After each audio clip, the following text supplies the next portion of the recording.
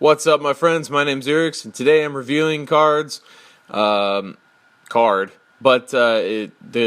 cards that I'm gonna start reviewing gonna be your commons and uncommons that you're gonna see in a lot of standard and draft decks. Obviously, the draft decks, but things that would be higher choice in draft because we are pretty much out of rares. I just reviewed the set of rare dual lands. So, yeah, here we go. The thing is, I'm going to start with Angelic Purge. 2 and a white gets you a sorcery. As an additional cost to cast Angelic Purge, sacrifice a permanent. Exile target, artifact, creature, or enchantment. I like this card probably way more than I really should. 3 at sorcery speed is not great. It exiles, but that's not great. And then as an additional cost, you have to sacrifice a permanent.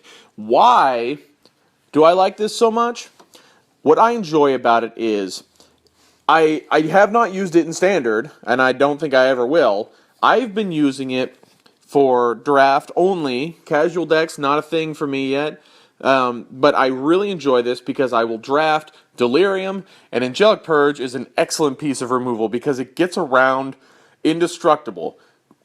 I love that. It exiles. It does not destroy anything. So anything indestructible can still be taken out with Angelic Purge. And that is great to me because we look at some of the indestructible creatures we have to deal with right now. What do you think of first? You think of anything from Avacyn when she comes down, that one turn.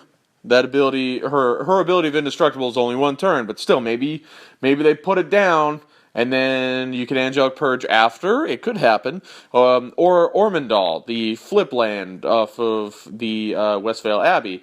And he, I believe, is indestructible. Haste, Flying, Lifelink are the only ones that have ever been relevant. No, he is, because Clip Wings is way better than Plummet. I know that for standard. But I like this because it can take out those things. I'm getting off topic on that. What I like the most about it is you sacrifice a permanent. Most of the time, I'm sacrificing a land that I don't really need. Now, that helps with Delirium because off this one card, now I have half of the Delirium I need. Creatures are not hard to get in the graveyard. This is a sorcery, so you'd have to get an instant or an enchantment in the graveyard.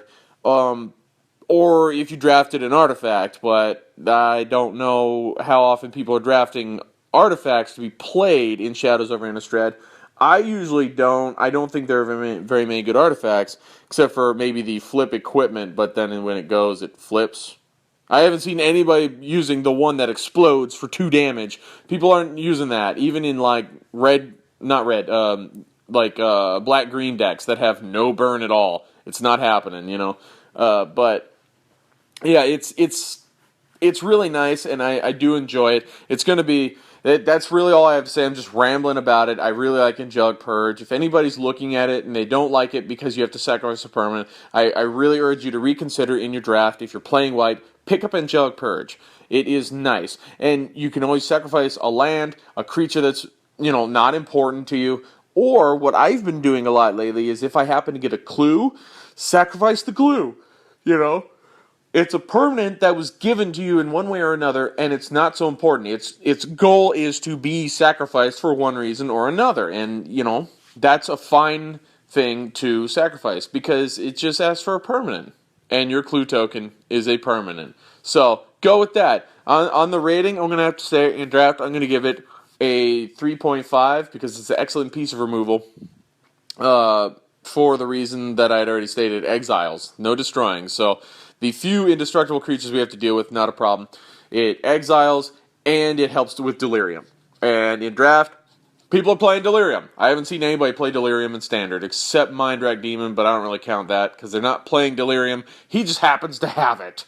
For Standard, I'm going to have to go, unfortunately, a 2, because we do have better removal. We have Anguished Unmaking and Declaration Stone are the first ones that come to mind. We still have the commands. So there are those. I'd pick those over Angelic Purge just about any day.